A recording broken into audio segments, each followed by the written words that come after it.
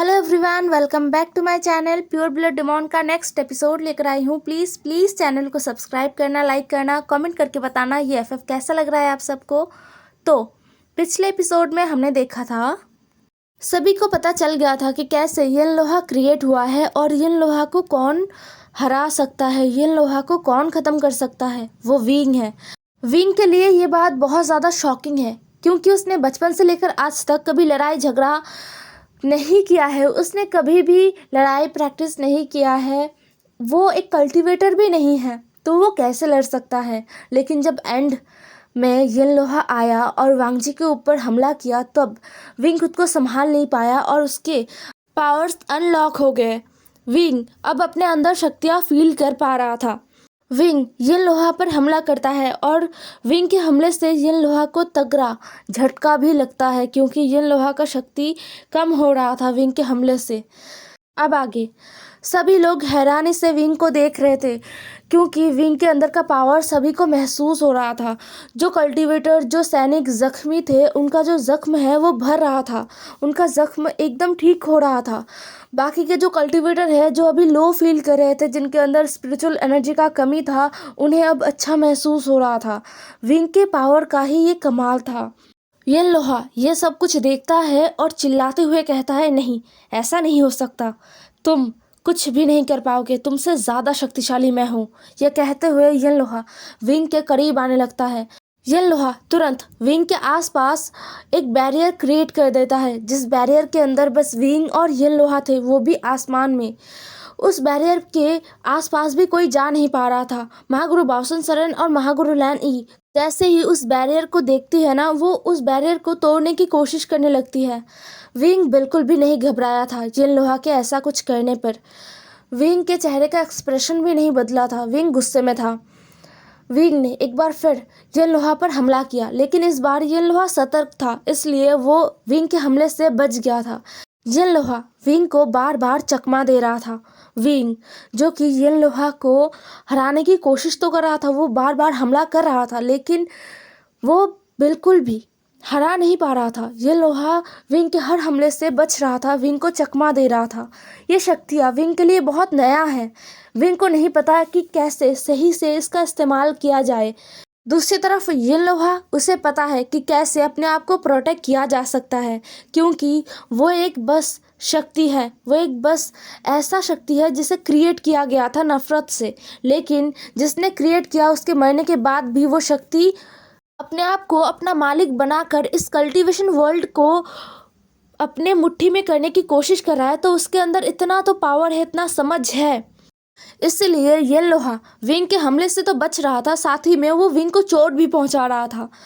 Wing के कंधे पर बहुत जोर का लगा था। यन लोहा ने धोखे से विंग को मारा।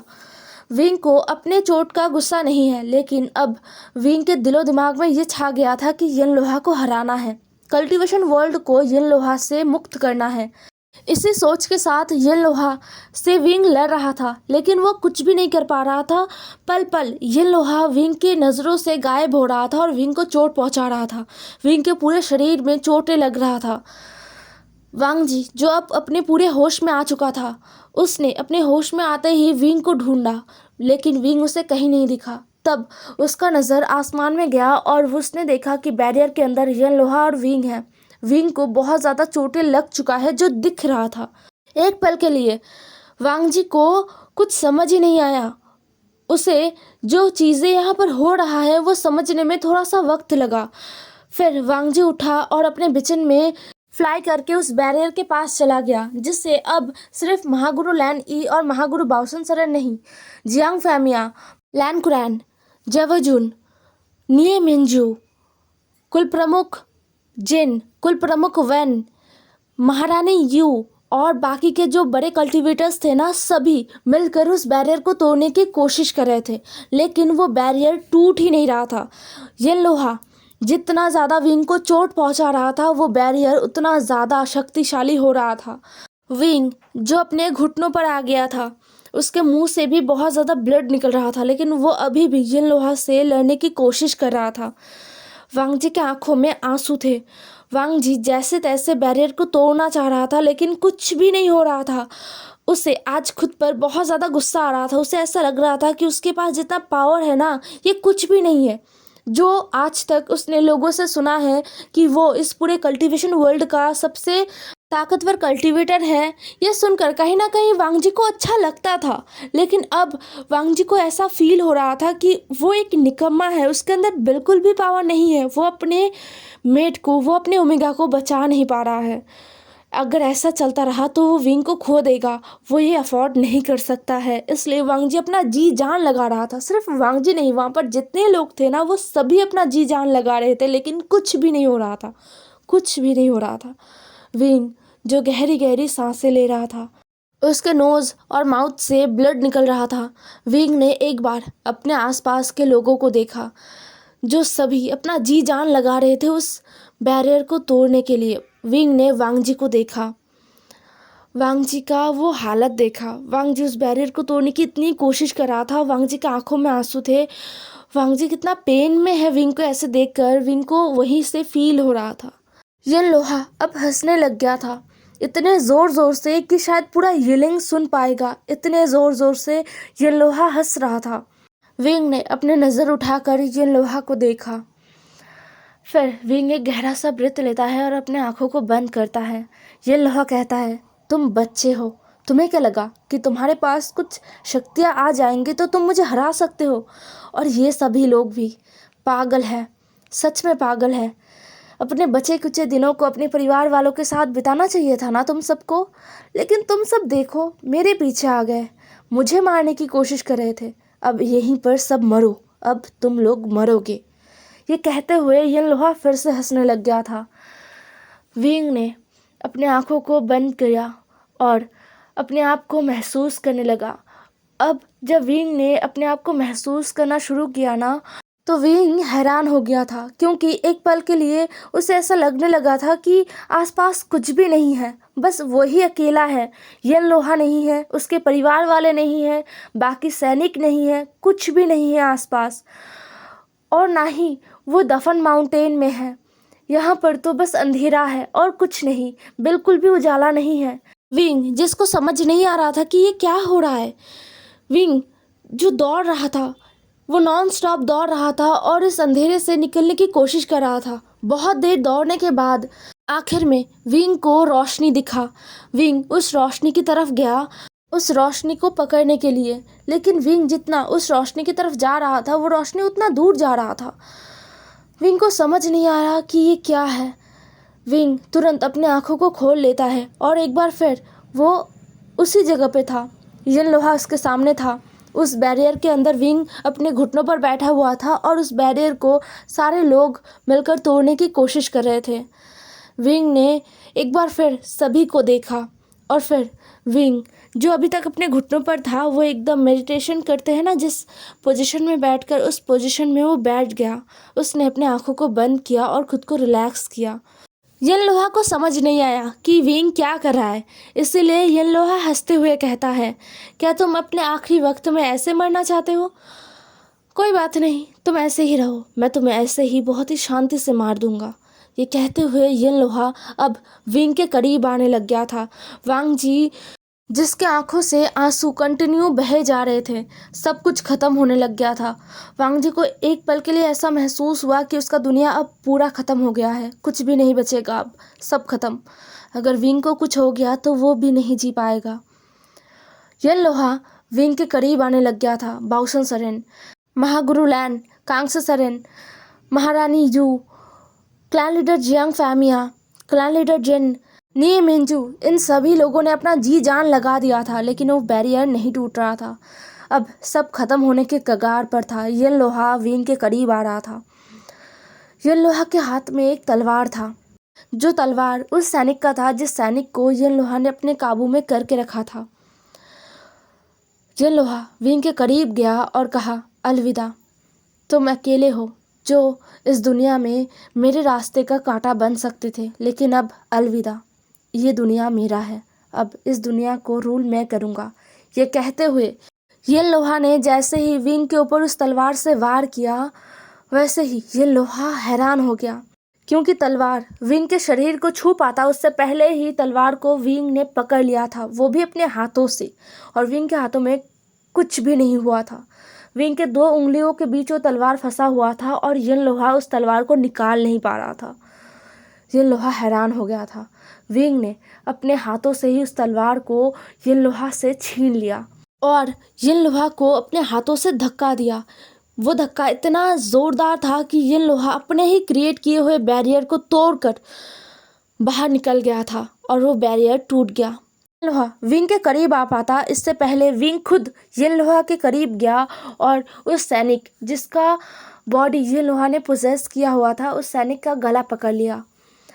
यिनलुहा चिल्ला रहा था, चीख रहा था, क्योंकि विंग उस सैनिक को कुछ नहीं कर रहा था। विंग यिनलुहा का जो शक्ति है उसे अपने अंदर कर रहा था। यिनलुहा को फील हो रहा था कि विंग उसके शक्तियों को छीन रहा है उससे। वांग जी विंग के पास जाना चाहता था, लेकिन महागुरु बाओसन सरन ने वांग जी को रोक दिया। वांग जी को रोकना आसान नहीं था। महागुरु बाओसन सरन ने वांग जी पर स्पेल किया, जिससे वांग जी अपने जगह पर फ्रीज हो गया था।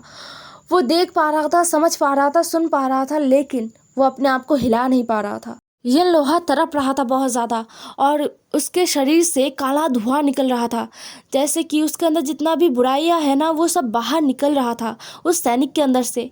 सभी को पता नहीं चल रहा था कि यिनलुहा डिस्ट्रॉय हो रहा है या फिर कल की तरह ही यिनलुहा एक स्मोक में या फिर एक जो शक्ति में कन्वर्ट होके उस बॉडी को छोड़कर भाग जाएगा। लेकिन ऐसा नहीं हो रहा था। यिनलुहा डिस्ट्रॉय हो रहा था। यिनलुहा का जो वो शक्ति है ना, वो काला ब्लैक जो स्मोक निकल रहा था, वो धीरे धीरे गायब हो रहा था। उसका नामो निशान भी नहीं दिख रहा था। ऐसा लगभग 1.5 घंटे तक चला। 1.5 घंटे। यिनलुहा के अंदर कितना ज़्यादा नफरत था, वो इसी चीज़ से अंदाज़ा लगाया जा सकता था। अब वो सैनिक जिसका पूरा शरीर एकदम सफ़ेद पड़ गया था, विंग ने उसे छोड़ दिया। वो सैनिक ऊपर से नीचे पड़ गया था, उसके अंदर जान नहीं था। महागुरु लैन ई कहती है, यिनलुहा ख़त्म हो चुका है, वो अब नहीं रहा। महागुरु बाओसन सरन कहती है, रुको ई, अभी मत जाओ। विंग ठीक तो है ना? कहीं यिनलुहा?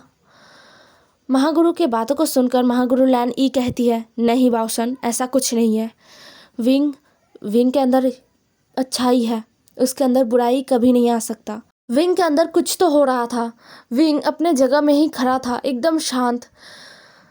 विंग ने गहरा सा ब्रीथ लिया और जैसे उसके अंदर से जो शक्तियाँ है ना, वो आसमान की तरफ खींचा जा रहा था। विंग के अंदर से वो शक्तियाँ निकल रहा था बहुत ही तेज़ी से, और वो बिल्कुल भी नेगेटिव एनर्जी नहीं था जो विंग के अंदर से निकल रहा था।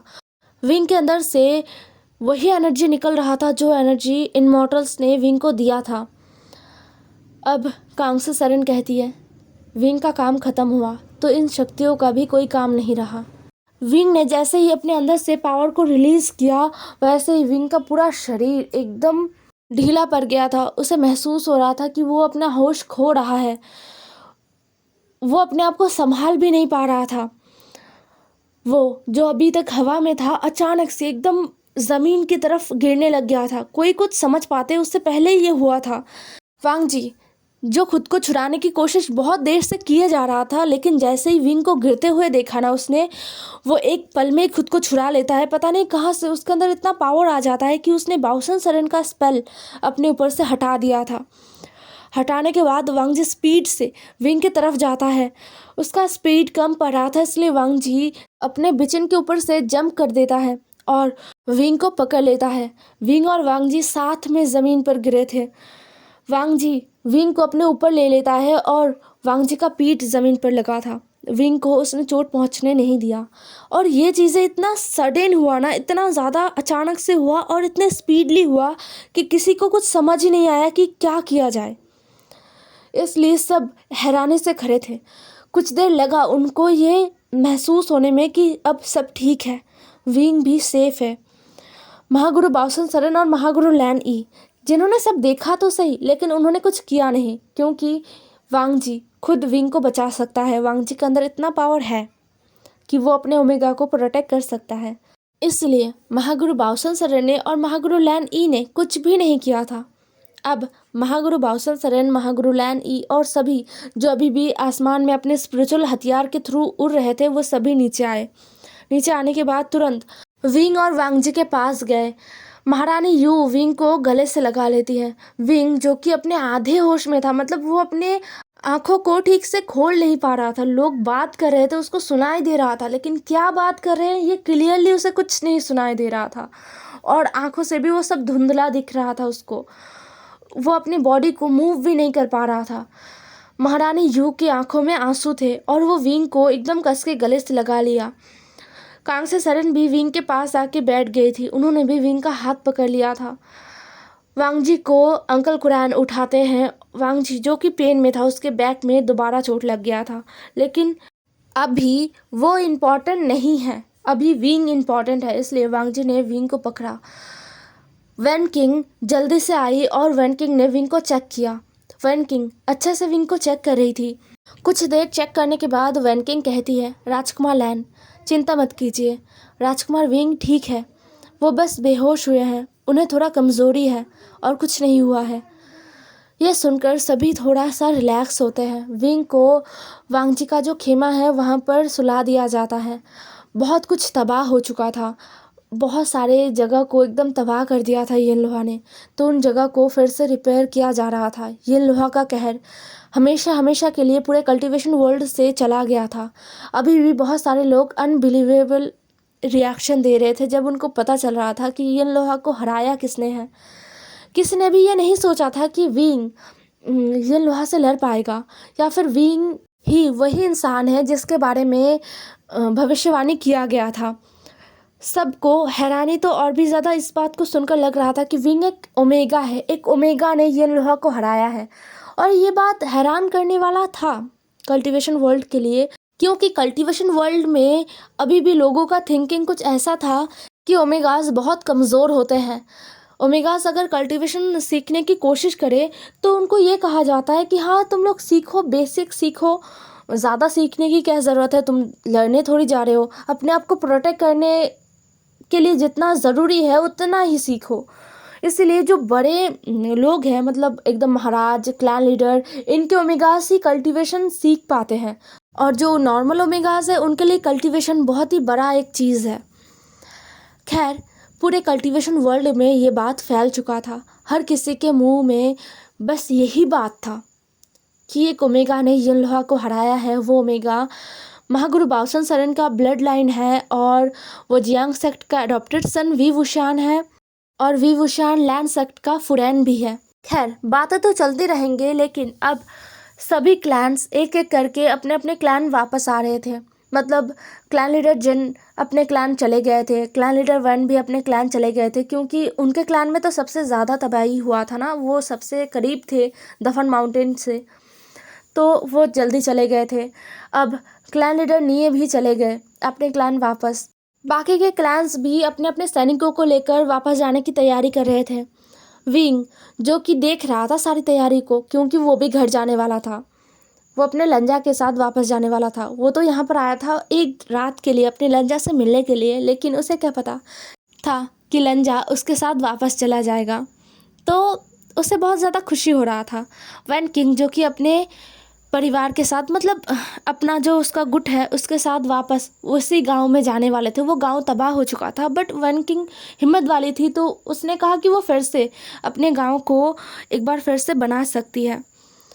विंग जो वैन किंग के पास बैठी हुई थी और देख रही थी सारे क्लैन्स को तैयारी करते हुए। वांगजी, शिचेंगा, अंकल कुरैन, वो लोग भी अपने सैनिकों को तैयार कर रहे थे वापस जाने के लिए। विंग कहता है, वैन किंग तुम वहाँ पर क्यों रहने वाले हो?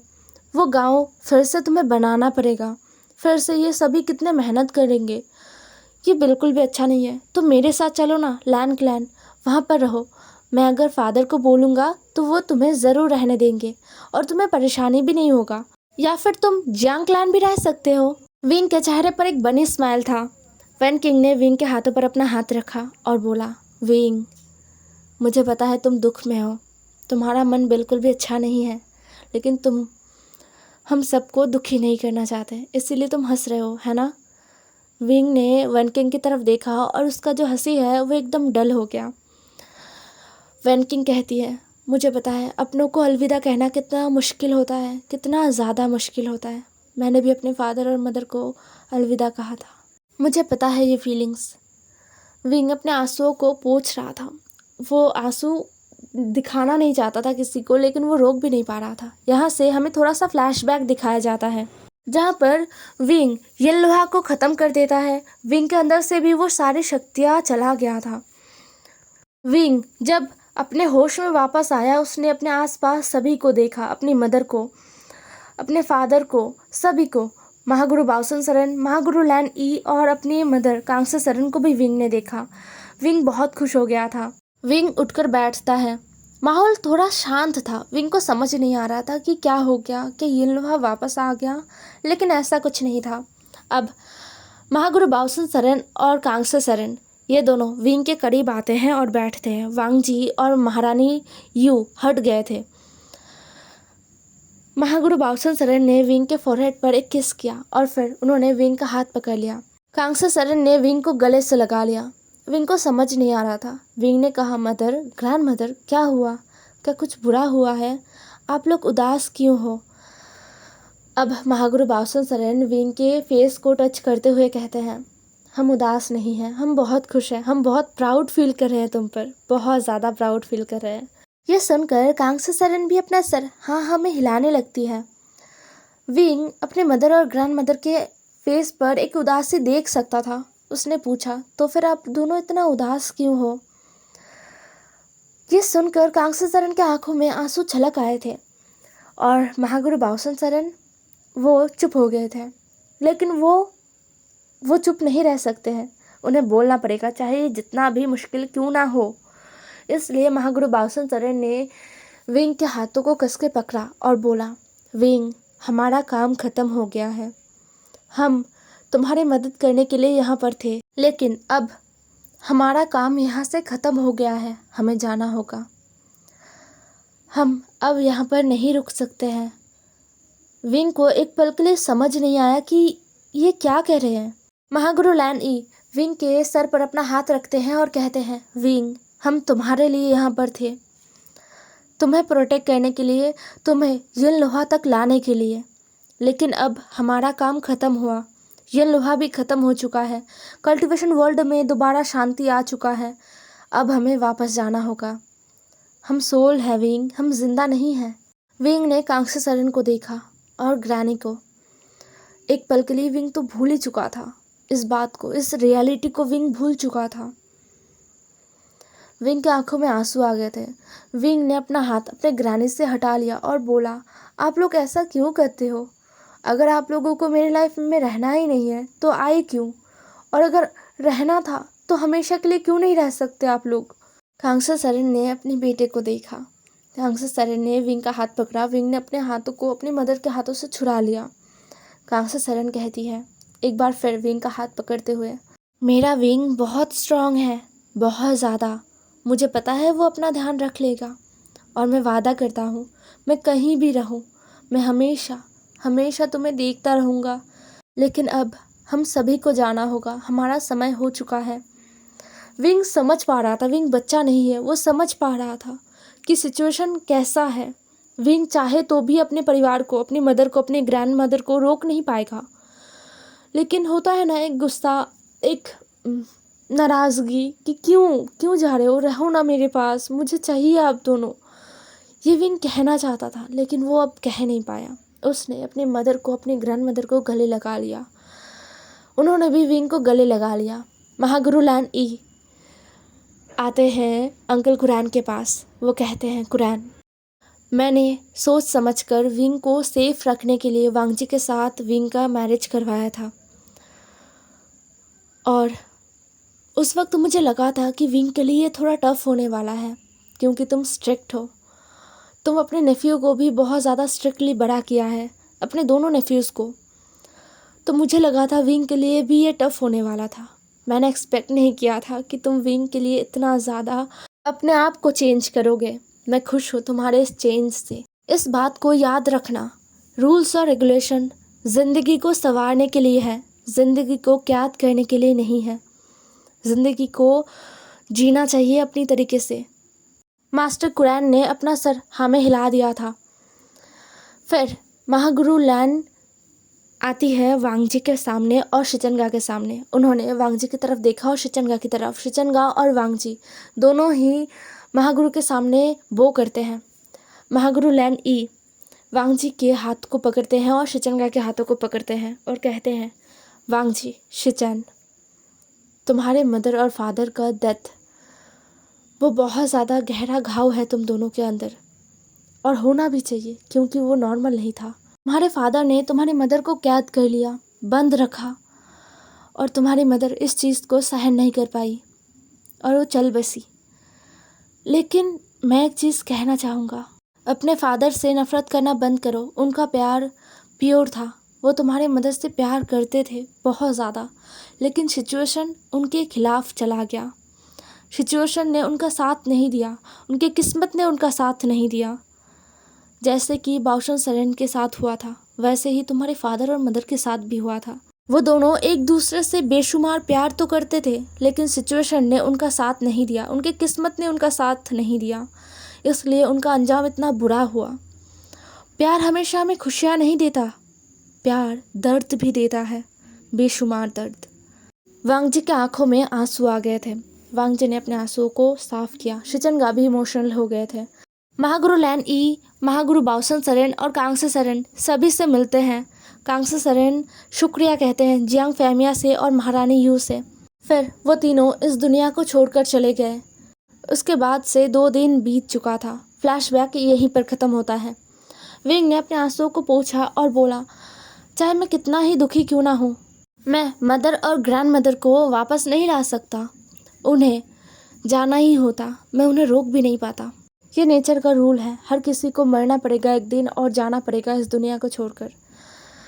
वन किंग ने विंग के हाथों को स्क्वीज़ किया और बोला, एकदम सही कहा, तो उदास मत हो। अब शाम होते होते वहाँ से सारे सेक्ट एक एक करके निकल गए थे। जियांग सेक्ट और बाकी के जो छोटे छोटे सेक्ट हैं ना, वो भी निकल गए थे। लैंड सेक्ट भी निकल गए थे।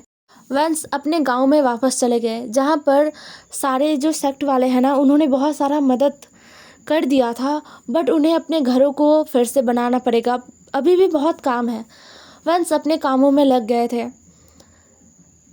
वांगजी एक बार फिर जिंगशी में आके खुश था, बहुत ज़्यादा खुश था। जिंगशी में कुछ खाली खाली सा था, वो रैबिट्स नहीं थे यहाँ पर, तो विंग को भी थोड़ा अजीब लग रहा था, खाली खाली लग रहा था। वो मिस कर रहा था अपने तियान तियान को, अपने माऊ माऊ को, अपने लिटिल एप्पल को। बट उसने वांगजी से कुछ नहीं कहा। लेकिन वांगजी अपने विंग को समझ सकता है, बहुत अच्छे तरीके से समझ सकता है। इसलिए नेक्स्ट मॉर्निंग ही वांगजी विंग के उठने से पहले रैबिट्स लेकर आ गया था। वांगजी चुन चुन कर 3 ही रैबिट्स लाया था और एकदम सफ़ेद रैबिट्स था। वांगजी ने उनके माथे पर फोरहेड रिबन भी बांध दिया था। हालांकि इनके अंदर कोई स्पिरिचुअल एनर्जी नहीं था, लेकिन ये बहुत प्यारे थे। विंग सुबह सुबह उठकर हैरान हो गया था ये देखकर, क्योंकि उसके बेड के ऊपर रैबिट्स खेल रहे थे। एक पल के लिए विंग को ऐसा लगा कि ये तियान तियान, माऊ माऊ और लिटिल एप्पल है, लेकिन तुरंत उसे समझ आ गया कि ये वो नहीं है। वांगजी ने विंग के पास बैठते हुए कहा, इनका नाम हम तियान तियान, माऊ माऊ और लिटिल एप्पल रख सकते हैं। विंग हंस पड़ा और बोला, ठीक है, तो ये वाला तियान तियान है, वो वाला माऊ माऊ है, और वो जो सबसे शांत है वो वाला लिटिल एप्पल है। वांगजी ने कहा, ठीक है। फिर वांगजी विंग का फेस अपनी तरफ टर्न करता है और विंग को एक मॉर्निंग किस देता है, बहुत ही पैशनेट, बहुत ही ज़्यादा हंग्री वाला। विंग ने वांगजी के चेस्ट पर हिट किया और बोला, लैन वांगजी, अभी नहीं, बिल्कुल भी नहीं, अभी सुबह हुआ है, मुझे ब्रेकफास्ट बनाना है, फादर और ब्रदर आने वाले हैं ब्रेकफास्ट करने के लिए, तो मुझे बहुत काम है। ये कहते हुए विंग उठकर चला गया था। वांगजी ने अपना मुंह बना लिया। हे एवरीवन, आज का एपिसोड यहीं पर ख़त्म होता है। कैसा लगा आज का एपिसोड ज़रूर बताना, और कल इस एफएफ का लास्ट एपिसोड आने वाला है, तो कल मिलते हैं इस एफएफ का लास्ट एपिसोड लेकर। Bye bye.